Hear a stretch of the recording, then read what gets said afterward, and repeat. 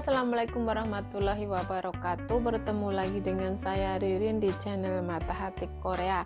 Kali ini saya mau memberikan informasi karena banyaknya pertanyaan tentang karantina mandiri ya, karantina lah ya. Nah, tahu sendiri sebelumnya saya mau memberitahukan informasi saya ini informasi umum ya, yang pada umumnya dan juga sudah ada aturannya dari pemerintahan Korea yang telah ditetapkan ya. Pemerintahan Korea telah menetapkan aturan ini gitu. Jadi sebelumnya saya juga mencari data kebenarannya juga, apakah benar, saya cari ke sana ke sini karena saya juga harus menginformasikan ini kepada teman-teman khususnya yang telah cuti ke Indonesia dan mau balik lagi ke Korea. Nah, informasi saya ini perlu diketahui sebelumnya karena informasi ini juga menurut aturan yang telah ditetapkan serta bukan untuk perorangan. Bukannya aturan ini memihak atau menyesuaikan ke orang tersebut ya, tapi aturan inilah yang membuat Anda semuanya harus mentaatinya gitu. Jadinya bukannya aturan ini disesuaikan untuk perorangan, jadi harus ditaati gitu. Makanya saya sebelum memberikan informasi ini, saya harus mencari kebenarannya, benarnya bagaimana. Nah, tahu sendiri pada tanggal 1 April pemerintahan Korea menetapkan karantina ya untuk semua orang, baik orang asing ataupun orang Korea itu wajib harus ikut karantina. Nah, di sini karantina ada dua maksudnya, karantina mandiri atau pribadi sendiri dan karantina karantina yang tempatnya atau fasilitasnya milik pemerintahan. Nah, karantina pribadi mandiri sendiri itu biasanya orang memanggilnya dengan bahasa Korea Jakakyongni. Nah, Jakakyongni untuk karantina mandiri pribadi sendiri ya. Nah, akan tetapi karantina yang berfasilitas oleh pemerintah atau ditetapkan oleh pemerintah itu namanya Sisolkyongni. Bahasa Koreanya, orang-orang Korea juga sering menyebut Sisolkyongni. Nah, itu untuk Jakakyongni, untuk karantina mandiri pribadi sendiri itu biasanya untuk orang atau teman-teman yang sudah telah mempunyai alamat jelas ya, alamatnya sendiri jelas. Biasanya itu kalau untuk orang yang pindah perusahaan tidak mempunyai alamat, hilang ya alamatnya karena perusahaan sudah mengeluarkannya, dia udah keluar dan pindah untuk mencari pekerjaan gitu. Nah, masanya itu juga 3 bulan. Nah, ada juga yang seperti itu. Nah, dan juga ada juga yang misalkan kamu orang yang pindah tidak mempunyai alamat, kamu bisa memakai fasilitas dari pemerintah yang Sisolkyongni tadi ya, yang biayanya 1 hari itu 100.000 won. Tinggal kalikan aja 14 hari berapa. Nah, di sini kalau misalkan kamu adalah teman-teman yang baru masuk dan harus menjalani masa karantina 14 hari, maka supaya tidak keluar sejangkah pun dari rumah atau dari alamat yang telah diberikan ke pos karantina di Incheon bandara ya. Nah, kalau misalkan kamu kehabisan atau misalkan kamu tidak mempunyai makanan, stoknya habis, kamu bisa minta bantuan ke teman-teman kamu yang bisa dipercaya dan juga atau bisa belanja secara online. Nah, secara online juga mereka kadang biasanya ini karena udah mulai ketat tanggal 6 ya. Jadinya kalau misalkan dalam masa karantina tersebut kamu tidak mentaati peraturan atau misalkan membeli makanan atau minuman karena stok habis ke depan aja ya, itu misalkan beberapa langkah aja itu kamu bisa tidak mentaati peraturan ya, ditunjuk sebagai orang yang tidak mentaati peraturan dan bisa dipulangkan, dideportasi dan tidak bisa akan kembali lagi ke Korea. Kasus ini tersebut pada baru-baru ini ada 3 orang mahasiswa Vietnam yang dia adalah sedang menjalani masa atau proses karantina selama 14 hari. Tapi saat proses masa karantina tersebut, mereka tahu kalau dengan handphone mereka bisa dilacak. Nah, maka dari itu mereka meninggalkan handphonenya di rumah one room-nya tersebut ya, di rumah asramanya tersebut. Dan mereka lalu langsung pergi meninggalkan asrama tempat karantina dia. Kemana?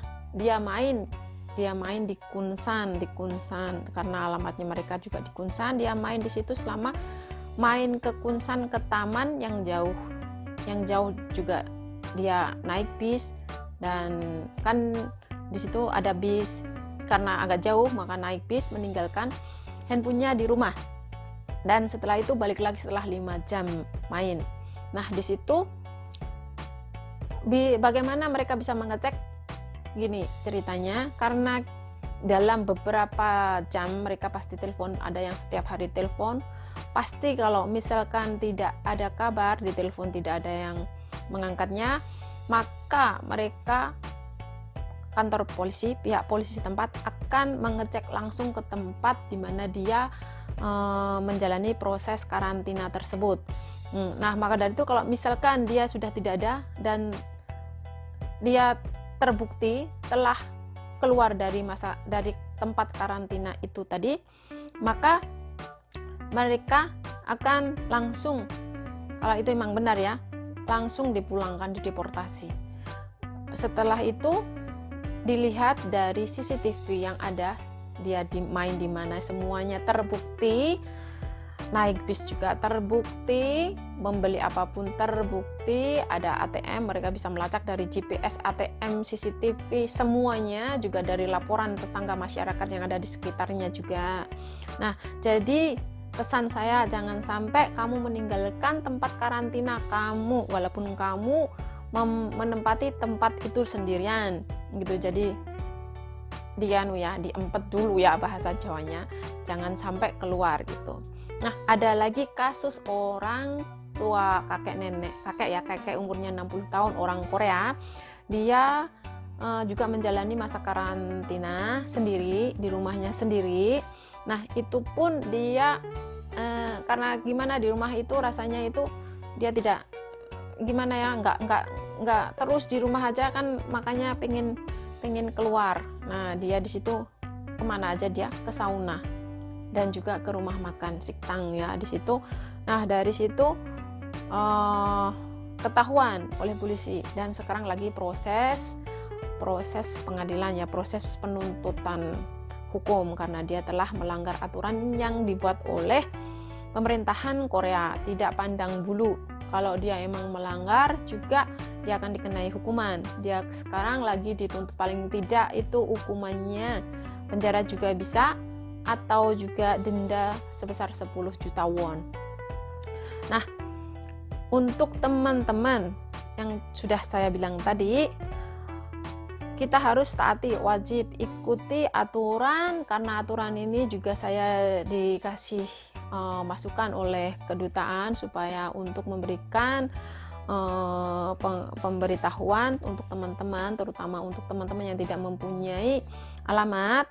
Kalau misalkan kamu ingin ya, misalkan ingin tahu gimana supaya aku bisa pakai alamat teman dekat, kerabat itu, kamu bisa memberikan, atau bila ingin tahu jelasnya sih pasti enggaknya saya tidak tahu. Maka dari itu, kalau misalkan alamat, apakah bisa menggunakan alamat teman, sebenarnya itu tidak bisa, sudah saya bilang tidak bisa. Tapi untuk masukan kamu aja, kamu bisa telepon nomornya pos karantina yang ada di Bandara Incheon, nomornya ada di bawah, dan juga nomor imigrasi yang ada di Bandara Incheon, nomornya juga ada di bawah.